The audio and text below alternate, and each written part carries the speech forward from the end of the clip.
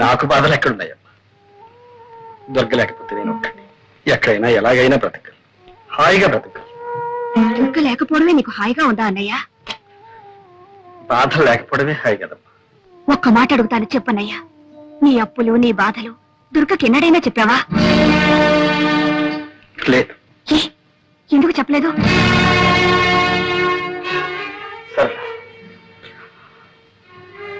మొగుడిని ప్రేమించడం వేరు, అర్థం చేసుకోవడం వేరు. దుర్గకు ప్రేమించడమే తెలుసు, అర్థం చేసుకోవడం తెలియదు. ఆమెకి చేతగా. అలాగని ఆమెకేమి చెప్పకుండా అన్నీ దాచుకున్నావు. నీ కష్ట సుఖాలు చెప్పలేదు, నీ ఇష్టాలు చెప్పలేదు. నువ్వేం చేస్తున్నావు, ఎలా సంపాదిస్తున్నావు, ఎంత సంపాదిస్తున్నావో ఆమెకి తెలియదు. చివరికి నీ వినోదం కోసం నువ్వే చక్రపాణి అన్న సంగతి కూడా ఆమెకి తెలియకుండా దాచుకున్నావు. ఇన్ని దాచుకున్న భర్తను ఏ భార్య అయినా ఎలా అర్థం చేసుకుంటుంది? అతని బాధల్ని ఎలా పంచుకోగలుగుతుంది? అన్నయ్య, దొరికేలా కావడానికి నువ్వే కారణం. నిజమే, అన్ని దాచుకున్నా, మింగుకున్నా. 4 ఏళ్ళు తన అర్థం లేని ఆత్మాభిమానాన్ని, అహంకారాన్ని సహించాను, భరించాను. సొంతలు విడిచిపెట్టి అద్దెకొంపుకు వచ్చినప్పుడే చెప్పారు, మీ పుట్టింటి నుంచి ఏమి తెప్పించుకోవద్దు వినదా? ఎన్నిసార్లు మీకు వీలు కాకపోతే చెప్పండి, నా పుట్టింటి నుంచి తెప్పించుకుంటారు. ఎన్నిసార్లు నా పేదరికాన్ని గుర్తు చేసి. ఆ బాధ నీకు తెలియదమ్మా. తను ఏ ఆట ఆడినా, ఏ పాట పాడినా నేను కాదలేదు. ఇల్లే అమ్ముకున్నాను, అప్లై చేశాను, ఏం చేశాను? నన్ను సుఖపెట్టడానికి, సంతోషపెట్టడానికి ప్రయత్నించాను. నా స్థితి తనకు మాత్రం తెలియదా? ఏం చేస్తున్నారు, ఎక్కడి నుంచి తెస్తున్నారని ఒకసారి అడిగిందా? ఫ్రిడ్జ్ అని, టీవీ అని, కనీసం ఇన్స్టాల్మెంట్ లో కావాలని అన్ని పెంచుకుంటూ పోయి, తెచ్చిస్తే తీసుకునేది, తెచ్చకపోతే తెప్పించుకుంటాను అని. అలాంటి దాంతో ఏం చెప్పమంటావు, ఏం చేయమంటావు? అయిపోయి నా ఓపిక కూడా ఓకే. అన్నయ్య, ఇన్నాళ్ళు నా మనసు వంటి స్తంభం మేడలా ఒక్క దుర్గపైనే ఆధారపడి తను వెళ్ళిపోయింది. అది కాస్త కూడి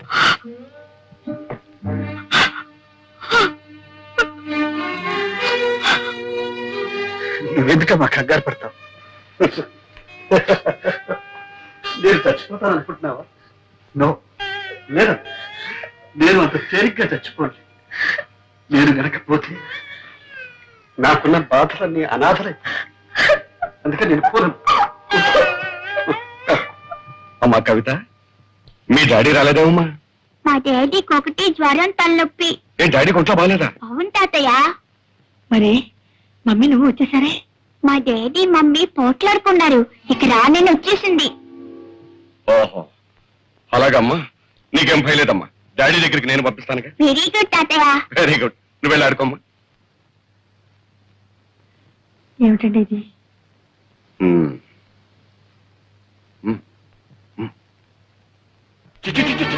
ఎందుకే ఏడు నీకు వచ్చినాయి, చెట్టుకు వచ్చినాయి, ఇంకా చిక్కు లేకుండా నిలబడామే. ఇంకొక క్షణం నా ఇంట్లో ఉంటారు పిల్లలు. ఏమండి, తాగొచ్చి తన్నా ఆడుతున్నారా? నా ఇష్టంలో తాగుతాను, తనని ఆడతాను. నువ్వెవరు ఆడటానికి? దాని బట్టి మాటతో పేట అయిపోతున్నావు. ఏం మాట్లాడుతున్నారు మీకు తెలుస్తుందా? మీకెవరు మర్చిపోయిందా? మర్చిపోయిన మాట్లాడే నీకు మాట్లాడాలంటే పత్తులు ఇరిపోతాయి జాగ్రత్త. నీ పెట్టి మేడ పట్టులు పోతాయి. ఎక్కడ పోమంటారండి? ఎక్కడ పోవాలో అది కూడా నేను చెప్పాలా? మొగుడు వదిలిపెట్టినారది, మొగుడు వదిలిపెట్టినారది, ఎక్కడికి వెళ్ళాలో నాకంటే నీ కూతురు బాగా తెలిస్తే దాని చెప్తుంది. ఇగో, నీ పుట్టింటికి పోతావో లేకపోతే ఎక్కడ పోతావో మళ్ళీ ఈ జన్మలో నీ ముఖాన్ని చూపెట్టు.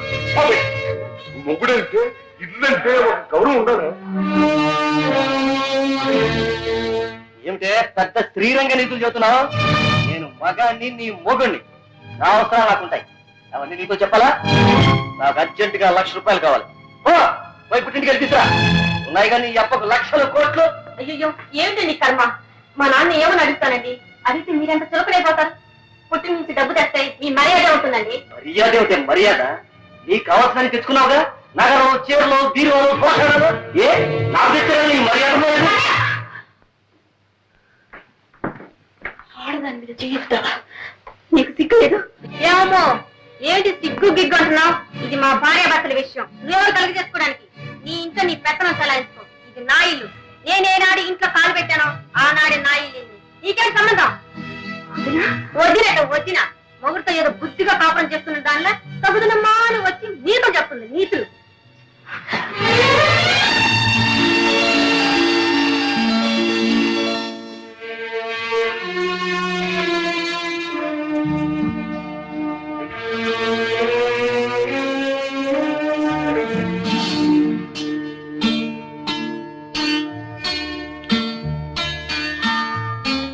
శ్రీమతి దుర్గా ప్రసాద్.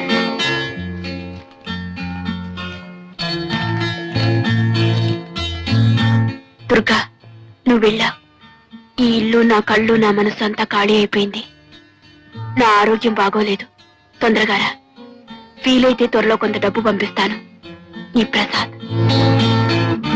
మీకింత సుస్థి చేస్తే నాకు ఒక్క ఉత్తరమైన రాశారా? అంత మాత్రం బాధ్యత లేదా? రాశాను దుర్గా, నీ ఉత్తరం రాశాను. ఎందుకండి అబద్ధాలు చెప్తారు? మీ మనీ ఆర్డర్ అందినప్పుడు మీ ఉత్తరం అందదా?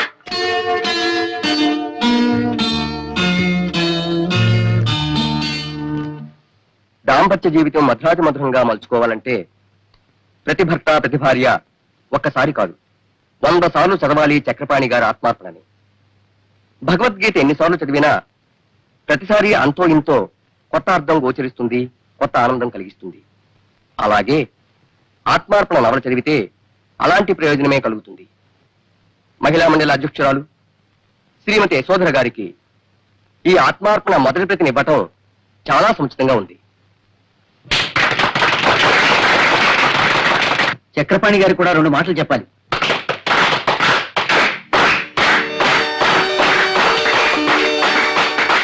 మిత్రులందరికీ నమస్కారం. ఒక రచయితని గాని కళాకారుణ్ణి గాని తను చేసిన ప్రయోగాల గురించి తననే మాట్లాడమనడం అంత న్యాయం కాదు. ఎందుకంటే అతనేదైనా చెప్పదలుచుకుంటే అతని రచనలే చెబుతాయి కాబట్టి. మరేదైనా కొత్త సమస్య తలెత్తితే మరో కొత్త రచన పుట్టుకొస్తుంది, అంతే. సెలవు. దుర్గా, నిజమేనా? చక్రపాణి మీ ఆయన? మీరిద్దరు తోడు దొంగతుమ్మా, అంతలు కూడా చెప్పకుండా ఏమ్మా దుర్గా, నాతో కూడా చెప్పలేదు, అంత దాచుకున్నావు. ఉన్నాడయ్యా, ఇంత గొప్ప రచయిత భర్త కావటం ఎంత అదృష్టమో తెలుసా? అరే, ఆయన పుస్తకాలు 3 సార్లు చదివాను. చక్రపాణి మా బావగారని తెలిస్తే ఒక్కొక్కటి 6 సార్లు చదివి ఉండేవాడమ్మా. ఆనాడు కింద భూమి పైన ఆకాశం తప్ప ఏమీ లేని దరిద్రుడు అన్నావు. ఇప్పుడు సంతోషంగా చాలా సంతోషంగా ఉందండి.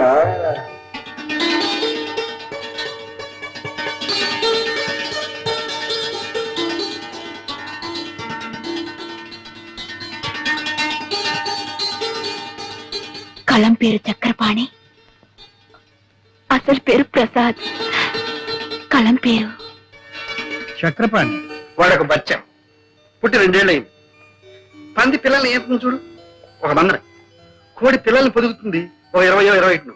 అట్లా కనిపించిన 10 పత్రికలను రాసి పారేస్తున్నాడు. ఏదో చెప్పం.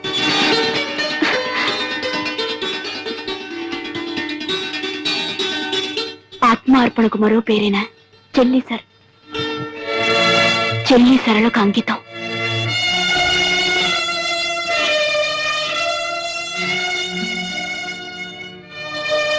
ఈ నవలకు జవం జీవం, నా అర్థానికి దుర్గా.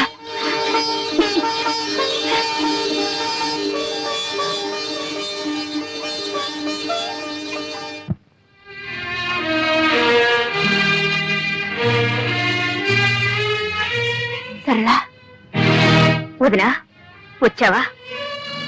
అవును సరళ, సరాసరి నీ దగ్గరికి వచ్చేసాను. మీ అన్నయ్య దగ్గరికి వెళ్ళాలంటే నాకెందుకో జంకగా ఉంది. చాలా ఆలస్యంగా వచ్చావు వదినా. అన్నయ్య నీకు శాశ్వతంగా దూరం అయ్యే వరకు నువ్వు పట్టించుకోనే లేదు. సరళ, ఏమైంది సరళ? ఏమైంది? కంగారు పడకు, నాకంతా అయోమయంగా ఉంది సరళ. ప్లీజ్, ఏమైంది? నువ్వు వెళ్ళిపోయిన తర్వాత అన్నయ్య ఎంత కష్టంలో ఇరుక్కున్నాడో తెలుసా? సేఠ్, ఎందుకు ఈ గొడవ? గొడవ? అరే, హంపి అప్పు వసూలు చేయడానికి రావడం గొడవ. మీరు కోర్టుకి రాకుండా మనిషి పత్తా లేకుండా పోతే అది గొడవ కాదు. సామాను జప్తు చేయడానికి వస్తే అంత అమ్మ గారిది అయ్యా గారిది కాదు అని మీ వాడు మీదికి దూకితే అది గొడవ కాదు. అది కాదు సేఠ్, వాడు చెప్పిందంతా నిజం. ఇక్కడ నువ్వేవీ నవ్వు. మర్యాదగా జప్తు చేయనిస్తారా? సరే సరే, అది నాది కాదు ఇది నాది కాదని మడత పేచీలు పెడితే రేపు ఈ పాటికి అరెస్ట్ వారెంట్ తెచ్చి అతన్ని జైల్లో దోయించేస్తాను. నువ్వు నా చిన్నవాళ్ళని జైల్లో కూర్చోబెట్టున్నావా? ఎలా పెడతావో చూస్తా. నేను చూస్తాను. ఏం చూస్తావు? సింహం, నువ్వు ఊరుకో. సెచ్చి, ఈ నగలు తీసుకొని నీ బాకీ కింద జమ కట్టుకోండి. అవినాజీ, అదండి పోదాం.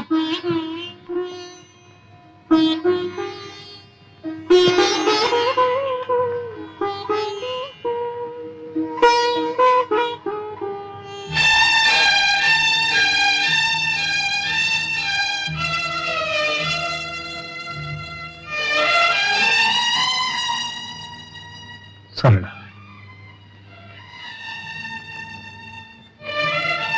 తీర్చగల రుణాన్ని తీర్చి తీర్చలేని రుణాన్ని నాకు మిగిల్చావా? అన్నయ్య అంత బాధలో కూడా నాకు కబురు చేశాడే గాని నీ పేరు తలపెట్టలేదు. ఒక ఆడది భర్తను ఆదుకోగల ఆపద ఇంతకన్నా ఏముంటుంది? వదినా, నువ్వు ఒకప్పుడు అన్నావు చోట్లేనింట్లో చోటు చేసుకొని బలవంతంగా బ్రతకడం కంటే వెళ్ళిపోవడం మంచిదని. ఇప్పుడు నేనంటున్నాను నువ్వు వెళ్ళిపోవడమే మంచిదని. నీకెదురయ్యే అవమానాన్ని నువ్వు భరించలేవు. సరళ, అవునుదిరా, ఆత్మాభిమానం ఆత్మాభిమానం అనేదానివి. ఆత్మాభిమానం అనే పేరుతో అహంకారం పెంచుకున్నావు. కానీ ఆత్మాభిమానం అంటే ఏమిటో నిజంగా నీకు అర్థం తెలియకుండా పోయింది. భార్యాభర్తల మధ్య కావాల్సింది ఆత్మాభిమానంతో పాటు అవగాహన. ఆ అవగాహనే ఆత్మార్పణం.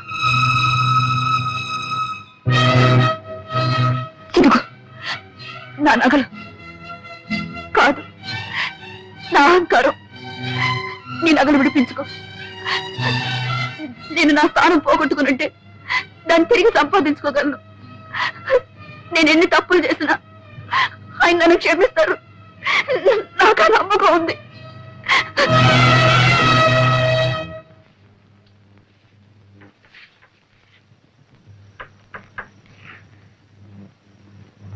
కవిత, నువ్వు ముందు వెళ్ళమ్మా.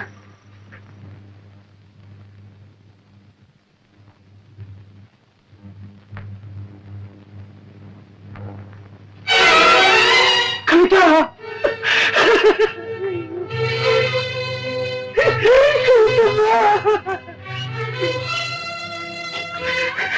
అమ్మ రాలేదమ్మా. అమ్మ వచ్చిందా?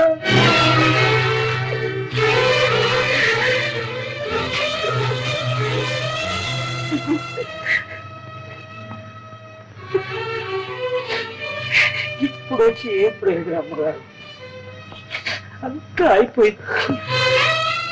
ఏం జరిగింది? అతని విషయం ఏమిటో చెప్పు. విషయం ఏముందమ్మా, ఒకటే విషయం.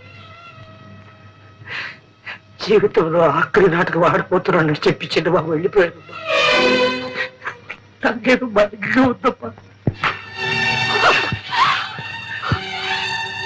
ఆయన ఆఖరి నాటకం చెప్పినా కూడా వెంట వెళ్లకుండా ఇక్కడే ఉన్నావా? ఇదే నా ఆయన మీద నీకున్న విశ్వాసం. దుర్గమ్మ, నా విశ్వాసాన్ని కూడా చెడుతున్నారా? చిన్నబాబు దగ్గర మీరు ఎప్పుడు వచ్చారమ్మా? నా తర్వాతగా అతని గురించి మీకేం తెలుసమ్మా? ఆయన ఆఖరి నాడగా అన్నదాన్ని అల్లాడిపోయారే. ఆ మాట విన్నప్పుడు నేను ఎలా భరించగలనమ్మా? గుండె బద్దలైపోయింది. నా మనసు ముత్తుబారి రాజులా ఇక్కడ పడున్నా. భగవంతుడే అతన్ని కాపాడాలి.